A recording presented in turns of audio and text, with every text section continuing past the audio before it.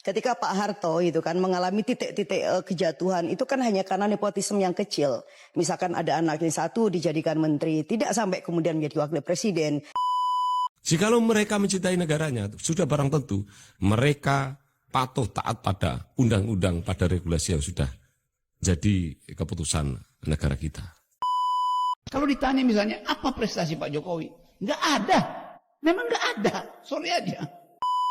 Mas Hasto ya agak sedikit takut ya atau cemas-cemas ketika Mbak Rifka Ciptaningsih mencoba untuk mengeluarkan yel-yel lawan Jokowi, sehingga Mas Hasto bilang janganlah Mbak ya.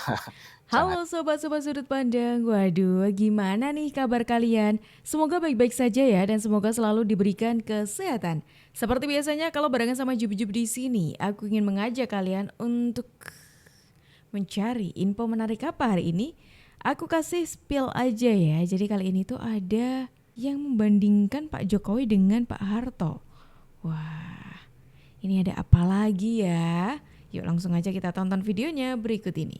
Jadi sudahlah, aduh, anak maju berubah, anak maju berubah. Tapi ya sudahlah. Ya mungkin ini apa ya, nasib yang harus dilewati bangsa kita ya untuk menjadi lebih dewasa. Karena semua yang kita buat hari ini akan dicatat baik oleh sejarah kan. Dulu ketika Pak Jokowi mengendorse Pak Ganjar misalnya, PDIP sangat senang dan baik-baik aja. Tapi ketika ternyata Pak Jokowi tidak mengendorse lagi pilihan PDIP, tiba-tiba kan arah pembicaraannya menjadi kurang enak begitu ya. Ketika Pak Harto itu kan mengalami titik-titik kejatuhan itu kan hanya karena nepotisme yang kecil. Misalkan ada anaknya satu dijadikan menteri, tidak sampai kemudian menjadi wakil presiden, tidak sampai kemudian ikut kontestasi di tempat-tempat pemilihan apakah itu gubernur atau kemudian kepala daerah. Tetapi kan hari ini sudah sedemikian rupa kesempatan itu terberikan. Nah. Jadi pandangan masyarakat Jawa Tengah, Mbak Lulu KTP-nya Jawa Tengah bukan? Jawa Tengah sekarang. Jawa Tengah. Mungkin Mbak Lulu adalah bagian dari yang 5% atau 10% gitu. Sementara yang 85 itu happy dengan Pak Jokowi. Kalaupun ada kata dejavu dari saya tadi adalah dejavunya itu, kalau Bang Adian itu kan dejavunya ini perubahan undang-undang. Kalau saya enggak, dejavunya ini adalah ini badai dalam secangkir kopi gitu loh. Maksudnya? Bahwa yang elit yang ribut ini itu cuman beredar dalam gelas aja, sementara semestanya yang lain itu pikirannya berbeda gitu. Kita nggak usah jauh-jauh lah, misalnya lihat di Jawa Tengah. Di sana yang menang siapa? Prabowo Gibran. Angkanya berapa? 53. Ganjar berapa? 35 gitu loh. Dan Bu Mega kan selalu dengan, kalau nggak salah dengan bangga itu yang mencari lokasi Mahkamah Konstitusi itu kan saya gitu loh. Loh sekarang kalau Mahkamah Konstitusi menjalankan perannya untuk mengambil keputusan misalnya begitu ya, atau kemudian ada rakyat yang datang untuk mengajukan gugatan menggunakan hak pilihnya karena itu dianggap melanggar konstitusinya misalnya, ya jangan dimarahin Bang, ini kan proses demokrasi dan ini proses hukum. Wah, tadi sederet argumen yang menyerang Pak Jokowi tapi langsung dipatahkan seketika itu juga sama Mr. Q ya. Tadi Bung Adian juga sempat menyinggung nih soal Pak Jokowi yang dibandingkan dengan Pak Harto. Rasa-rasanya apa yang dilakukan Pak Jokowi saat ini tuh mirip dengan yang dilakukan oleh Pak Soeharto waktu itu. Yang pengennya menjabat seumur hidup kan. Terus yang gak mau melepaskan jabatannya seperti itu. Padahal ya realitanya itu sudah banyak sekali buktinya gitu loh. Kalau dikatakan kayak tadi ya, ini sesuai judulnya itu karpet merah untuk Mas Kaisang.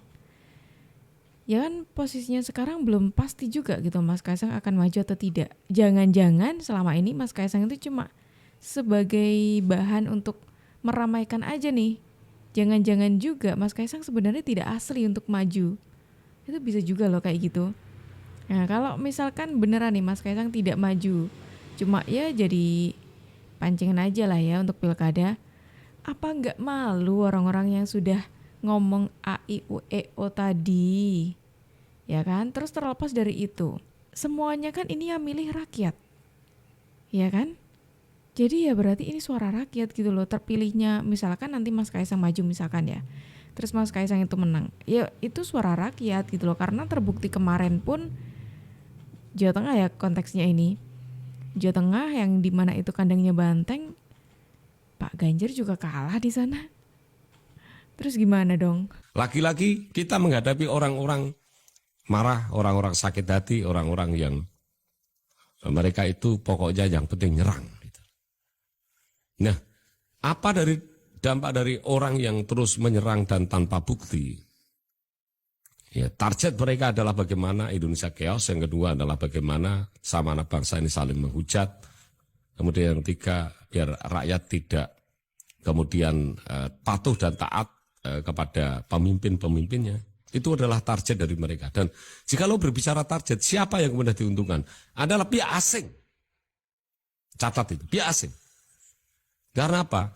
Di sepanjang sejarah negara-negara yang kemudian saling bersaing antar negara, karena kita sekarang sudah tidak ada peperangan ya, dan kecenderungan itu penjajahan bukan lagi penjajahan secara fisik pakai senjata, pakai pasukan, tidak, tapi penjajahan ekonomi. Jikalau ada pihak-pihak yang kemudian mereka ini mengkritik tanpa dasar, kecenderungan memfitnah, apakah kita bisa kategorikan dia adalah bagian dari proksi, bagian dari agen rahasia asing? Bisa jadi. Maka untuk itu kita sebagai anak bangsa, kita melindungi negara kita dari orang-orang yang kelihatan berbahasa Indonesia, kemudian teriaknya NKRI harga mati. Apakah dalam hatinya itu mencintai negaranya? Belum tentu. Jikalau mereka mencintai negaranya, sudah barang tentu mereka patuh taat pada undang-undang, pada regulasi yang sudah jadi keputusan negara kita. Patuh pada negara, ya, mengakui pemilu, ya, bahwa demokrasi setiap warga negara punya hak untuk dipilih dan dipilih. Jikalau mereka kemudian terus membuat satu narasi, mereka mengarah pada pelemahan terhadap negara, ya, menghasut agar supaya tidak percaya pada negara, maka kita bisa kategorikan bahwa mereka adalah bagian dari proxy war yang ingin memecah belah bangsa kita. Maka untuk itu kita sebagai anak bangsa, kita harus pasang badan, kita terpanggil oleh Ibu Pertiwi, kita lawan itu. Begitu. Kalau ditanya misalnya, apa prestasi Pak Jokowi? Nggak ada. Memang nggak ada. Sorry aja. Tunjukkan apa? Jalan tol itu, kalau saya bisa berutang, saya sendirian bisa bikin jalan tol dengan suruh, saya kumpul 10 arsitek, gampang aja kan? Lain kalau Pak Jokowi bilang, saya buat jalan tol sesuai dengan janji saya, yaitu tidak berutang. Ini jalan tol pakai utang, siapapun bisa. Dan utang itu kemudian dibebankan pada rakyat. Setiap hari Sri Mulyani cari cara untuk majakin rakyat. Macam-macam dipajaki sekarang. Demi membayar utang itu. Tetapi pendukung rejim tepuk tangan. Hanya di era Jokowi jalan tol jadi panjang. Iya, tapi jalan pikiran jadi pendek. Ya pasti dari suaranya kalian udah tahu lah ya ini suaranya siapa. Ini suaranya Bung Rocky Gerung. Bung Rocky ini kan selalu semangat ya kalau masalah kritik mengkritik ya. Apalagi yang dikritik itu Pak Jokowi, Presiden RI gitu. Tadi yang jadi topik pembahasannya Bung Rocky itu di zamannya Pak Jokowi tol jadi banyak, terus tambah panjang, tapi jalan pikiran yang pendek. Terus tadi Bung Rocky juga sempat menyinggung, saya pun juga bisa kalau membangun jalan tol dengan hutang. Nah coba aja Bung Rocky dibuktiin gitu loh kalau Bung Rocky itu bisa gitu. Karena selama ini kan Bung Rocky terus mengkritik ya, berarti kan sudah tahu nih celah-celah mana saja dari pemerintah yang perlu diperbaiki ya kan. Gimana kalau Bung Rocky yang memimpin Indonesia ya? Biar yang mendengarkan apa yang dikatakan oleh Bung Rocky itu ya, kita-kita ini bisa percaya 100% gitu lah apa yang dikatakan oleh Bung Rocky ya kan. Kalian setujukah sobat-sobat? Kalau setuju tulis di kolom komentar ya. Capaian pembangunan infrastruktur di era 2 periode kepemimpinan Presiden Jokowi, berdasarkan data Kementerian PUPR 2015 hingga 2023. 1. Pada bidang sumber daya air. Presiden Jokowi berhasil membangun 43 bendungan, 1.181.120 hektar daerah irigasi, rehabilitasi 4.344.317 hektar jaringan irigasi, penyediaan 44,27 M3 detik air baku, 1.347 unit embung, terakhir 2.002 km pengendali banjir dan pengaman pantai. 2. Pada bidang jalan dan jembatan.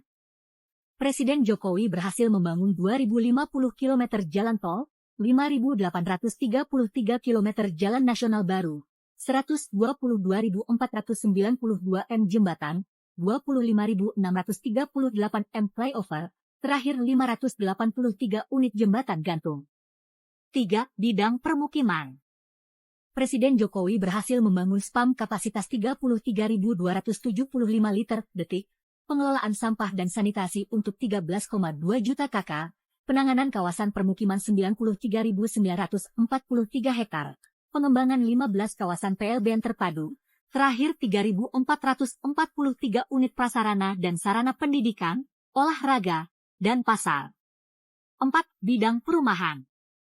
Presiden Jokowi berhasil membangun 65.235 unit rumah susun, 37.516 unit rumah khusus, 1.432.278 unit rumah swadaya, terakhir 220.656 unit prasarana dan sarana utilitas. Nah, itu loh Bung Rocky, gimana? Apakah Bung Rocky ini sudah mulai tertarik nih untuk mengganti ya jadi presiden gitu, coba jadi presiden magang ya kan? Apakah Bung Rocky itu bisa sehebat Pak Jokowi ya kan, dengan beragam sederet prestasi yang sangat luar biasa diakui dunia pula. Setelah mendengarkan ini jangan sampai ngomong lagi kalau pembangunannya karena hutang. Coba negara mana yang bangun negara ya, membangun perbaikan-perbaikan di negara itu nggak pakai utang, itu negara mana? Semua negara itu pasti punya utang. Jadi, dan utang Indonesia pun itu relatif rendah dan aman gitu loh. Masih taraf aman itu.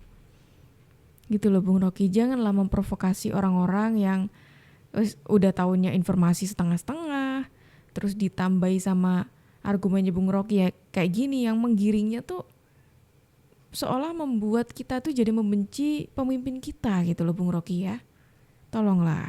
Mas Hasto ya agak sedikit takut ya atau cemas-cemas ketika Mbak Rifka Ciptaningsih mencoba untuk mengeluarkan yel-yel lawan Jokowi, sehingga Mas Hasto bilang jangan Mbak ya, jangan dilawan. Nah, ini menarik ya bagaimana Mas Hasto sudah semakin agak melembut ya dari sebelumnya ya, apalagi ketika ruang kebebasan Mas Hasto ini agak sedikit dibatasi karena ada kaitan dengan saksi ya, menjadi saksi untuk kasus-kasus yang soal korupsi, soal kereta api, soal Harun Masiku, soal ini dan soal itu yang tentu kita akan lihat, simak baik-baik nanti bagaimana kelanjutan itu semua. Tetapi saya kira kita harus bicara tentang Jokowi yang mau dilawan ini dalam perspektif yang berbeda. Nah, teman-teman, kita tinggalkan dulu Mbak Rifka yang masih kuar-kuar dengan yel-yel lawan Jokowi ya. Saya kira kawan-kawan Jokowi banyak, jadi jangan lawan Jokowi. Ya, ini rakyat yang dilawan, bukan Pak Jokowi. Pak Jokowi itu cuma satu orang, tetapi pendukungnya berkawan-kawan ya. Saya kira itu menjadi hal yang penting untuk diperhatikan para elit-elit yang masih melakukan konteks politik itu dengan politik yang sifatnya kasar ya, politik yang jauh dari empati publik, dari simpati publik. Nah, kita mau lihat ketika mahasiswa benar-benar, ya saya cukup kagum sebenarnya mendengar ada mahasiswa yang menyampaikan bahwa beberapa hari mereka melakukan rapat kerja nasional ya, Rakornas ya, Badan Eksekutif Mahasiswa seluruh Indonesia, yang kemudian mengeluarkan ya 12 pemikiran, 12 tuntutan yang kemudian disampaikan ya untuk bertemu dengan Pak Jokowi. Pak Jokowinya pergi ke Papua. Jadi dari sisi komunikasi publik ya, ini rapat koordinasi Badan Eksekutif Mahasiswa tidak mampu membaca ruang yang tepat untuk menyampaikan itu. Nah, bahkan kemudian ada perlawanan-perlawanan dari masyarakat banyak terkait demonstrasi mereka yang tidak empati ya, tidak simpati dengan demo-demo itu. Beda masa ketika era reformasi yang lalu. Yang menarik di sini adalah teman-teman adalah ketika Pak Presiden ada di Papua, kita lihat luar biasa sukacitanya melihat anak-anak, bahkan cucu-cucu yang menari-nari. Anda bisa bayangkan kalau sudah anak-anak dan cucu-cucu itu senang, pasti bapak mamanya dan juga om tantenya dan opa omanya pasti akan senang karena melihat cucu-cucunya senang. Nah, kalau papa oma papa, mama, opa, oma, kakak-kakak semua senang lihat adik-adiknya atau anak-anaknya, cucu-cucunya, cicit-cicitnya berdansa dengan Pak Jokowi. Itu artinya ya, bahwa hati mereka, badan mereka ada bersama dengan Jokowi. Karena itulah kemudian ya ini menjadi sebuah sisi perlawanan yang soft, ya, kiss the dragon, ya, jadi ciuman naga yang mematikan bagi lawan-lawan politik, termasuk mahasiswa yang melakukan 12 tuntutan, ya. Karena anak-anak di Papua tidak melakukan tuntutan, tapi tidak juga memberikan satu demo yang menekan Pak Jokowi, tapi mendemonstrasikan agar supaya Pak Jokowi hatinya senang, bangga karena apa yang dikerjakan oleh Profesor Yohanes Surya, maksud saya, itu berbuah manis untuk menghadirkan anak-anak Papua yang brilian. Ya. Nah, ini yang baru terjadi ya, ada dua hal yang menarik nih. Jadi yang pertama itu soal statementnya salah satu politisi PDIP ya, yang mengatakan banyak lah gitu kata-kata kasarnya, di mana salah satunya dia menyerukan lawan Jokowi, dan sempat juga beliau itu menyinggung kalau Pak Hasto sudah mengingatkan jangan sebut nama Pak Jokowi. Seketika itu ketika kamera diarahkan ke Pak Hasto, terlihat sekali muka paniknya. Dan sepertinya emang ada ketakutan gitu ya. Entah itu Pak Hasto mulai merasa itu akan jadi bumerang diri sendiri atau apa, aku juga gak tahu ya. Cuma memang kelihatan kayak takut gitu loh, tidak bisa berkutik seperti itu Pak Hasto waktu itu ya. Dan yang kedua itu soal demo yang kemarin, ini tuh kondisinya sangat berbanding terbalik antara Pak Jokowi yang di demo di Jakarta sama Pak Jokowi yang bersama anak-anak Papua, ya kan. Ketika di Papua Pak Jokowi itu sampai menginap loh di Papua merayakan Hari Anak, terus joget-joget bareng anak-anak, tapi di sini itu Pak Jokowi di demo. Jujur aja aku agak curiga ya, karena itu kan sudah ada posternya yang bertebaran di mana-mana. Sosial media jelas sudah ada posternya di posting ya. Kenapa demonya juga tetap hari itu kalau tahu Pak Jokowi itu tidak ada di tempat? Itu jadi tanda tanya besar yang sampai sekarang belum terjawab nih. Kalau menurut kalian gimana sobat-sobat? Apakah kalian punya pendapat lain soal video kita hari ini? Yuk tulis di kolom komentar ya. Dan sobat-sobat sudut pandang, sayang sekali kita harus akhiri dulu nih video kita hari ini sampai di sini. Tapi tenang aja karena besok insya Allah kita ketemu lagi. Jadi jangan lupa di subscribe supaya kalian tidak ketinggalan info terbaru dari kita. Aku Jub pamit undur diri dulu. Sampai jumpa dan terima kasih.